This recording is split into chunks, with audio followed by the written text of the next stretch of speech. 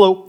In this video, we're going to be talking about points of tangency and tangent lines to circles. So let's first define what a tangent line is. A line is tangent to a curve if the line touches the curve at a point but does not go through it. So you can see I have an example here. Line AB is a tangent to the circle O because line AB touches circle O at point A but does not go through the circle. So AB is almost entirely outside the circle except for point A.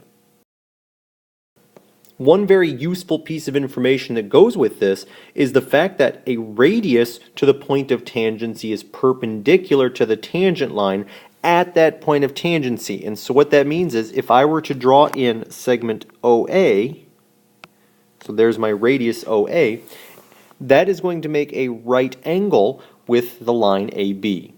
So connecting the radius from the center to the point of tangency forms a right angle with that tangent line. And that's what it says over here, that line AB is perpendicular to segment OA.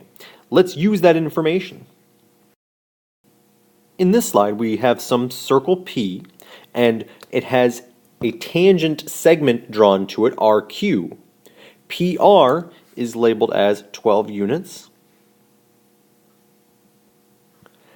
And the diameter is 18. Well, if the diameter is 18, that means the radius would be 9, and PQ is exactly that. PQ is a radius of 9 units.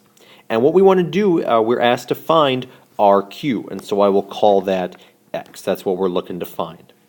Now, since RQ is tangent and Q is the tangent point, we know that we have a right angle right here. That has, based on what we learned on the previous slide, that has to be a right angle, so it makes a right triangle for us. And in order to find X, we can do the Pythagorean theorem.